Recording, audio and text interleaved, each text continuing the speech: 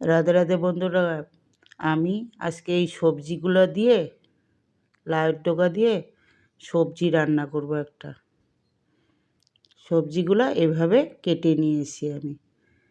এখন আমি কড়াইয়ের মধ্যে শুকনো লঙ্কা, কালো জিরা, জিরা, তেজপাতা দিয়ে সম্বার দিয়ে দেবো, একটা টমেটো দিয়ে দিব।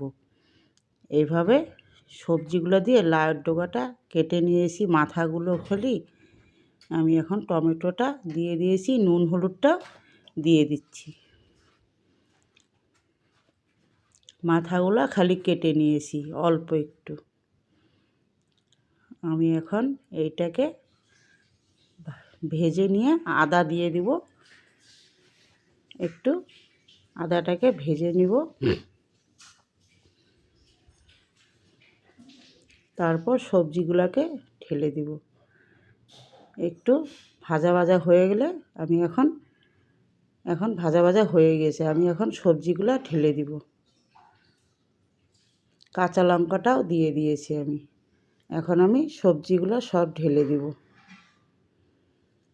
এটা ভালো করে নাড়াচাড়ায় নিয়ে ঢাকনা দিয়ে রাখবো। তারপর আমি লাউয়ের ডগাগুলো দিব। এভাবে রান্নাগুলো ভাতের সঙ্গে খেতেও ভালো লাগে, রুটির সাথেও খেতে ভালো লাগে। এখন জিরার গুঁড়া একটু, ধনিয়ার গুঁড়া একটু দিয়ে দিচ্ছি।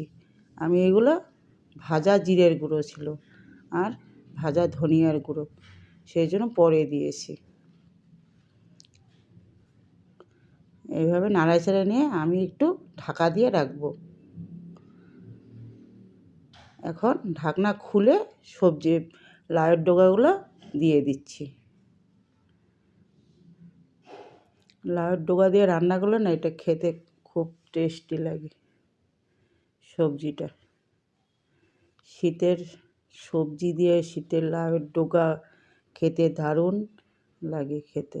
আপনারা বানিয়ে খেয়ে দেখবেন। এইভাবে বানিয়ে নেবেন, কম মশলা কম তেলে খেতে ভালো লাগে। আমি এখন একটু জল দিয়ে দিচ্ছি, অল্প জলই দিয়ে দিচ্ছি।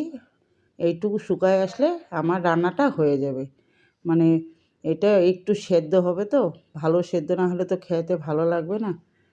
একটু চিনি দিয়ে দিলাম, নিরামিষ রান্না তো। আমি এখন ধনিয়া পাতাও অল্প দিয়ে দিচ্ছি, নামায় নিচ্ছি। এখন আমার রান্নাটা হয়ে গেছে। ভালো লাগলে একটা লাইক দিবেন। ভাত আর রুটির সাথে খেতে ভালো লাগে।